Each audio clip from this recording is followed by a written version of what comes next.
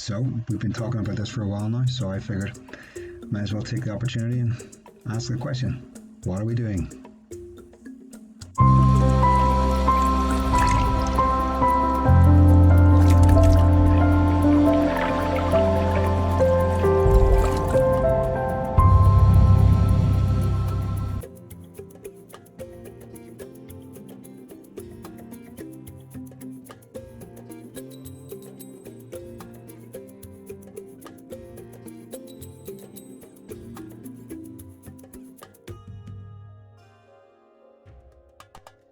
Well, this is the first episode of a planned YouTube playlist, I guess, on my channel.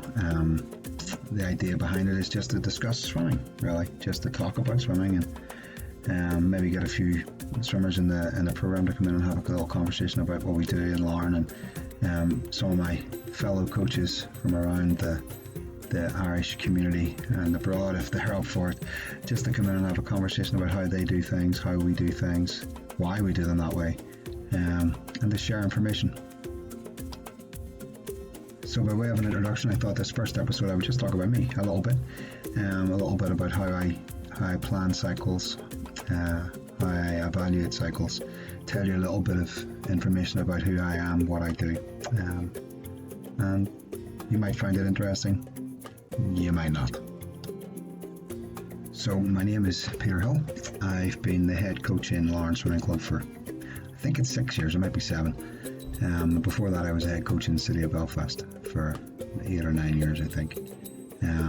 All told, I've been coaching swimming since I was about 18. I'm 44 now, so it's been a while. I've been reasonably lucky and have had reasonable success at national level, and have put people on Irish teams and stuff like that.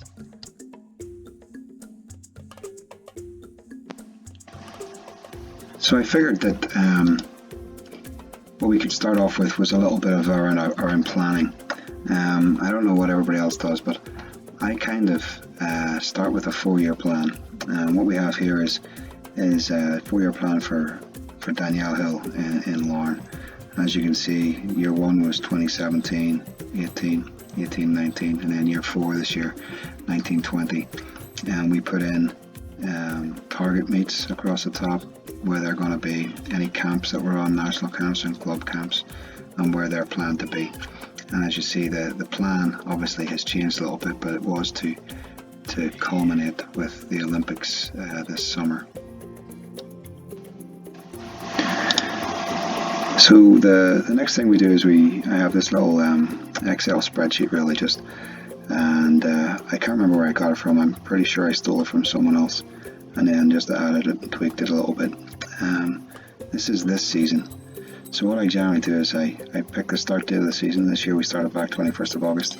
This is all interactive, so if we start back on the 20th, the dates all change all the way through. So what we do is we start on a Wednesday. Our week starts on a Wednesday, and then we work from the end of the season and work backwards. So what's our goal at the end of the season? To race.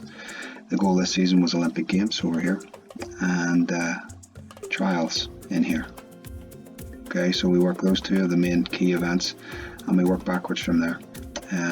Decision has to be made around whether we run with a 2-cycle season or a 3-cycle season. This year, because of European short course selection in here, we went with a 3-cycle season. Then what we do is we break each cycle down a little bit further into a base training period, a competition period, and a racing week. Okay, I like to work in 4 and 5 week blocks in my cycles. So where possible, I break it down into 4 and 5 week blocks, 3 weeks of taper, 4 or 5 week blocks, 3 weeks of taper, 4 or 5 week blocks, and 3 weeks of taper. The little grey bars represent volume, and the red line is a new addition this year. That's load across the week.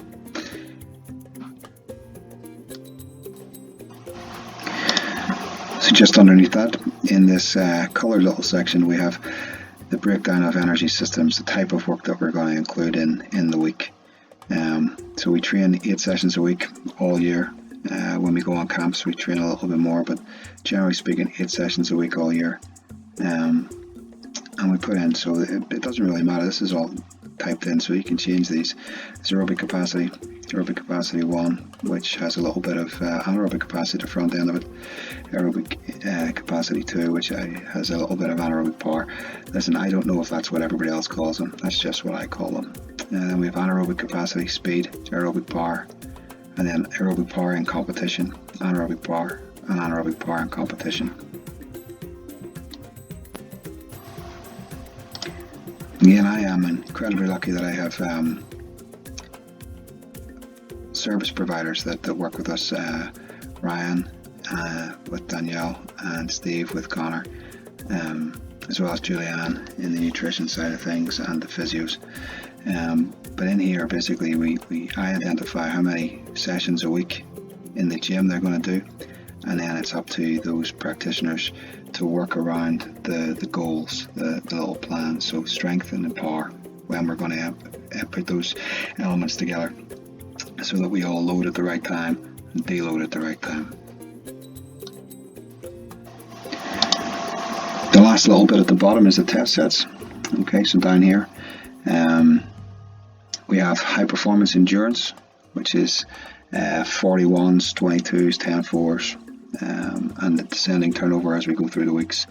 We have aerobic capacity test set, which is a timed 400, a max heart rate test set, and a double distance. So we go 1 400 timed for best effort, 2 400s, 3 400s, and 4 400s at the start of the cycles. And we have our a cold swim in here. Sometimes we don't do the cold swims. It just depends how I feel, really. The PP is pulse point, which is sort of a step test I stole from Silo. And then in the 8 weeks leading into competition, we do an efficiency test every week.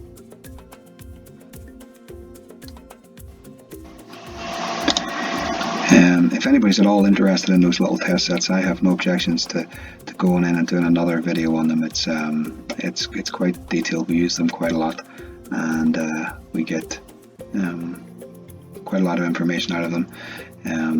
We do it on the cheap though, because we don't have lactate testing, so it's all heart rate and perceived rate of exertions and timed on stopwatch. So, but they're valuable. But if you want to know some more stuff about that, just send me a wee message and we can do another video on it, if anybody actually watches this video. So that's how I plan a season. I hope that sort of makes sense to you. The next bit is where I have to admit up front that I am a bit of a geek.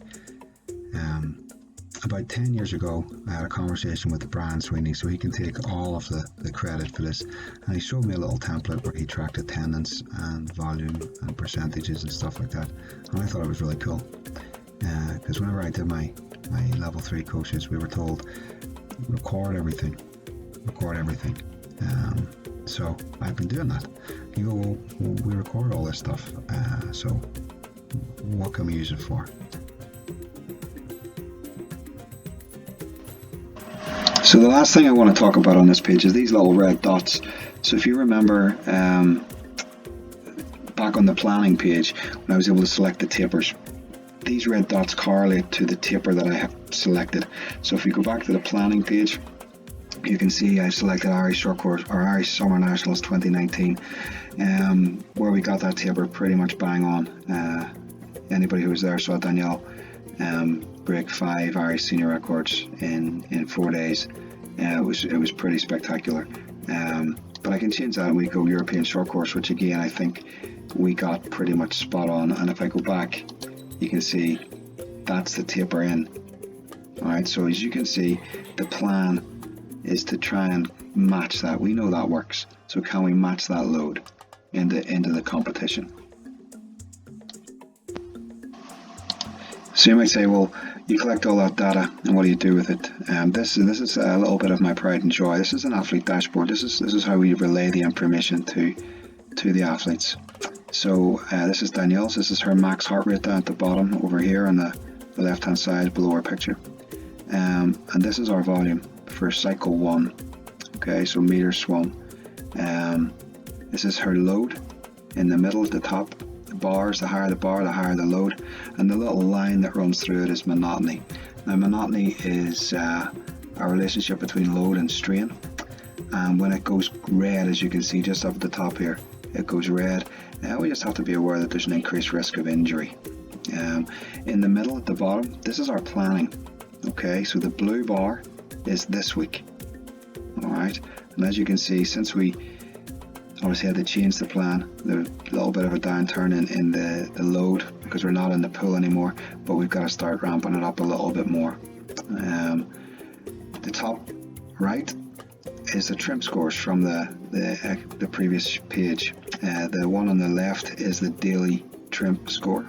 Okay, how hard the session was. As you can see, not particularly hard because it didn't last very long, you know. So the one on the right is trim score per minute. So as you can see again, worked quite hard in relation to how long the session was, but the session was quite short. So in relation to an overall load of the day, it's a reasonably low score. So we want to keep these numbers in the green and yellow, sorry. If it goes into the red, we just got to be aware that we're not putting too many red bars in there. Down over beside our max heart rate, we have our wellness scores, which are from those reports earlier on. An average over the whole season is the extreme left. An average in the last 30 days is in the middle, and then the bigger one is the average of the last 7 days. And they're all kind of the same at the moment. But as we would have gone through a taper phase, I would have expected to see 7 days feeling slightly better than 30 days, feeling slightly better than the overall average.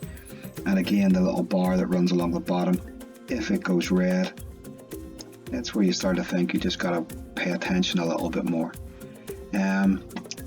Over here we've got acute training loads and critical training loads, and if you look at the little speedos, what I try to do is keep those speedos in the green as much as possible. I'm not worried about them going red. It doesn't bother me too much as long as they're not red for a prolonged period of time. Top right, date automatically updates to today, and I'm pretty proud of this because I can use these little sliders over here and select the second cycle. So that's cycle 2, that's the one we're on right now, and as you can see we had to cut it short. 2 weeks of not training at all, but a little bit of a risk of injury because of the monotony of switching to new type of training and doing quite a bit of it, so land-based training. But that's cycle 2. I can also pick how we trained in our competition phase or the base training phase. Okay, and it's all interactive. I can look at the season as a whole, like that. See the total load, you can see going into Europeans, monotony went up, and racing, and you could expect an increased risk of injury around there because just the type of work that was getting done was getting quite repetitive. So that's quite cool. So like I said, that's a little bit about how I try and do things. I am a bit of a geek. I do love Excel, so hopefully you haven't found this entirely dull. The plan going forward is that I'm going to have a little video conference basically with some athletes. Danielle's lined up to be first, and let's go through what they think about swimming, their favourite sets, their favourite drills, what their goals, their ambitions are, how long they've been swimming for.